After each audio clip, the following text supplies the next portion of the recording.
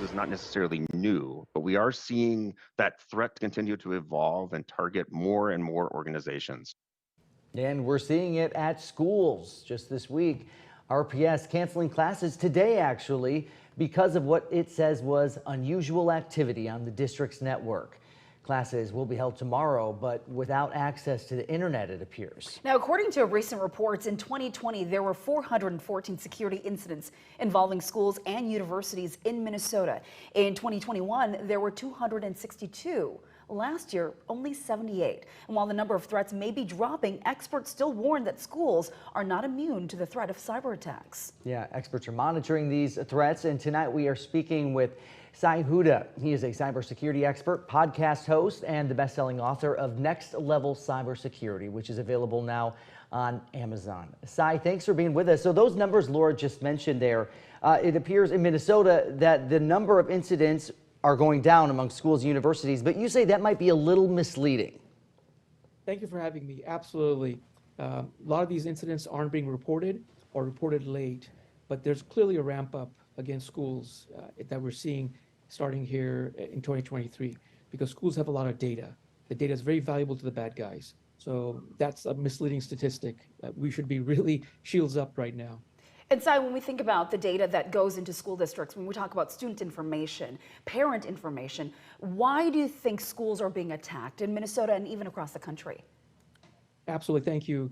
Because the bad guys have figured out that schools haven't really invested in cybersecurity as much as they should. CyberCatch, my company, did a scan of over 11,000 websites of schools around the US, and we found 7 out of 10 having vulnerabilities that can be easily exploited in minutes by the bad guys. So the bad guys have figured that out. They also figured out that schools have a lot of data, as you mentioned, data about students, parents, staff, and the data is very valuable on the dark web. They can sell it for lots of money. Wow. So they want to install ransomware, shut things down, and then demand a ransom payment, or then they'll say they'll leak the data. And if they don't pay, they'll sell it on the dark web. So unfortunately, that's the reality.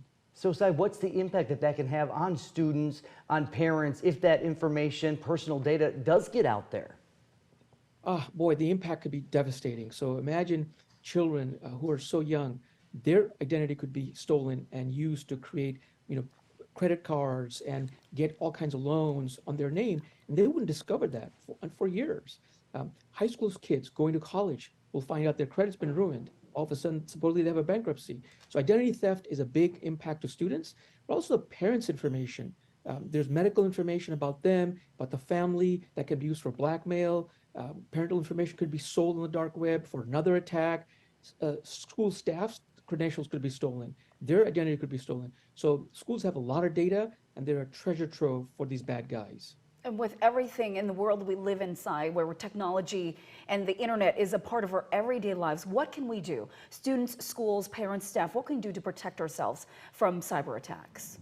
Excellent question. So schools, number one, should be doing what I call a cyber drill. Schools are used to doing fire drills and other kinds of drills, but they're not doing cyber drills. And so they're like sitting ducks right now. So what they should do is simulate a ransomware attack and say, okay, if we got a ransomware attack, things are shut down, how would we respond? What would we do? Could we get back up? Where's the backup data? So that's one thing that schools aren't doing. The second thing they can do is make sure they comply with federal standards, NIST CSF, Cybersecurity Framework. It requires 108 controls. We're finding schools are not in compliance. So that way you'll have a good defense. So that's what schools should be doing. Parents should be very careful. They should not be using themselves anything that's simple passwords, like password 123. They should alert their children to use stronger passwords, maybe a password manager. And then, just being on guard, looking at your credit reports, and then just changing your passwords regularly. Because if these breaches are happening, then you never know. Your password could be out there in the dark web. So those are some of the simple things that everybody should be doing. And school staff should be extra careful, especially the IT staff, because they're going to be a high-value target of the attackers.